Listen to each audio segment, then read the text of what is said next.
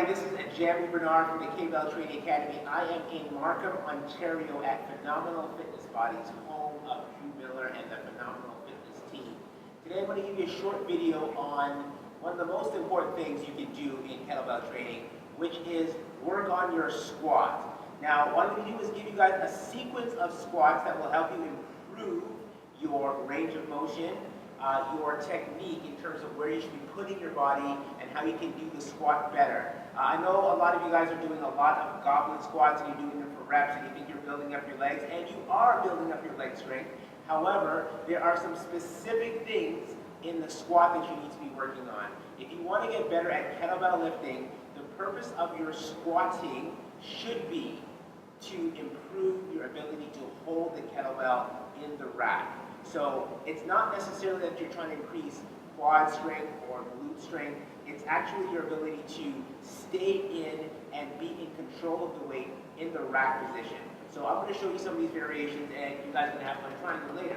So the first one we have is what we call the catcher squat. So your thumbs are in. Let me show you guys how to get in. So you can start with your thumbs together like this. Thumbs go through the hole and you're going to grab the ball. Use your legs, bring it to your chest. So in the catcher squat, simply what you're trying to do is offset your weight so you can get a nice deep squat. Keep the kettlebell in a straight line, heels are on the floor, chest nice and tall, and you're going to pull your hips down into the bottom. Pull your hips into the bottom, just like that. You got the front view.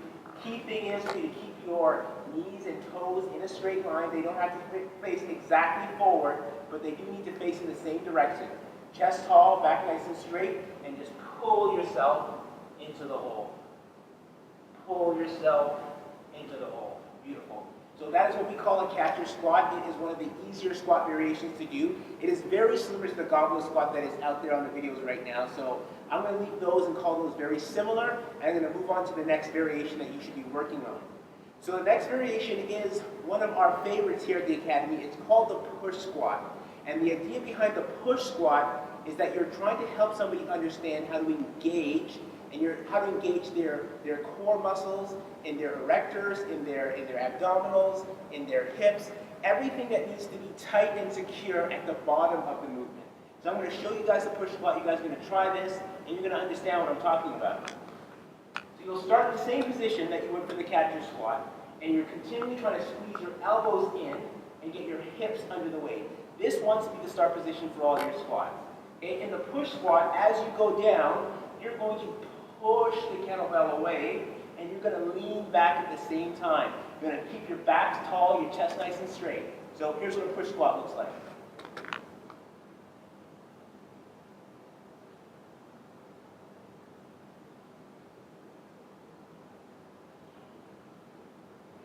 Beautiful. When you're doing the push squat, the objective is not necessarily to be feeling the work in your legs. What you're going to feel is the shoulder girdle have to work. Your lats have to work. Your core and your erectors are going to engage. And that's what we're trying to do.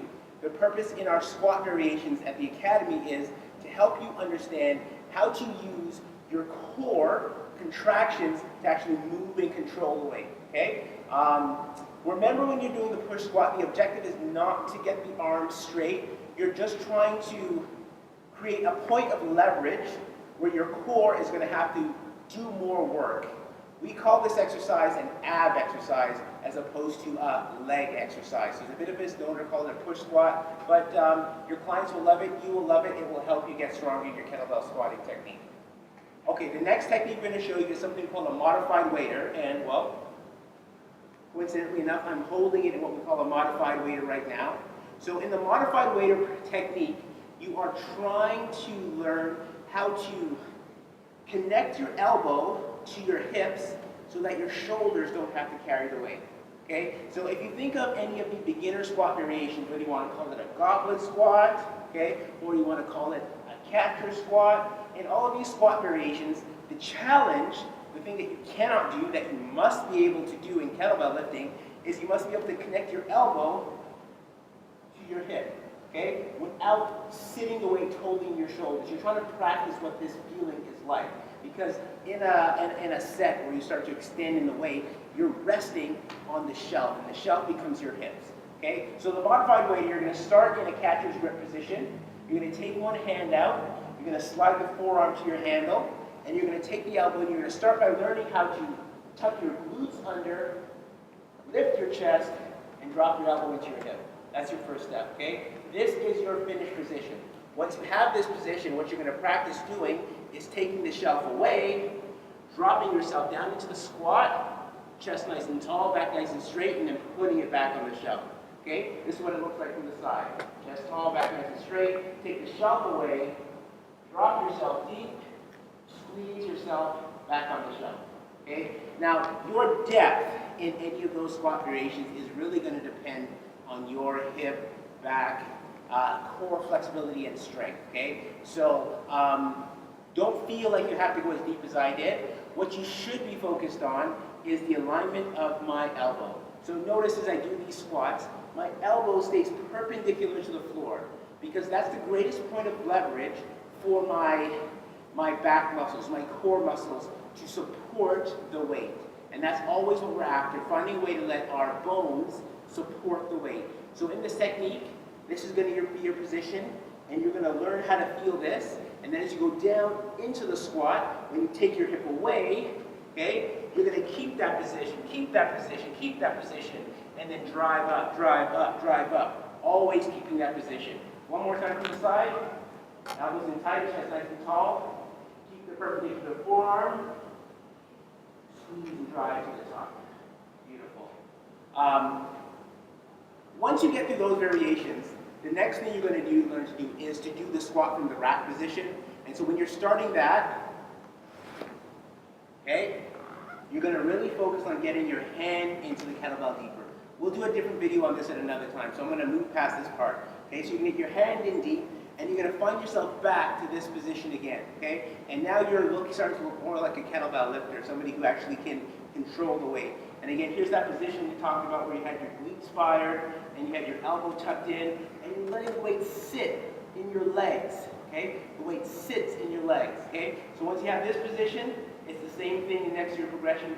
Take the shelf away, drop yourself deep, squeeze yourself into the finished position. One more time from the front. Take yourself deep, elbow stays in tight, finish with the back on the hip. Beautiful. So I hope this video helps you guys get a better understanding on how to apply some of the other stuff out there. When you're doing your kettlebell workout, it's great to do, Shazam's hardest kettlebell killer crossover workout for the week. However, I want you guys to be getting better at kettlebell lifting. As you continue kettlebell lifting, you should not just be getting stronger, but you should be getting more efficient and better. And some of these techniques that we gave you, these pointers that we're giving you today, if you practice them, they will make you a better kettlebell lifter. You guys enjoy practicing, and we'll see you soon on the next video. Hey, phenomenal fitness bodies all day, baby.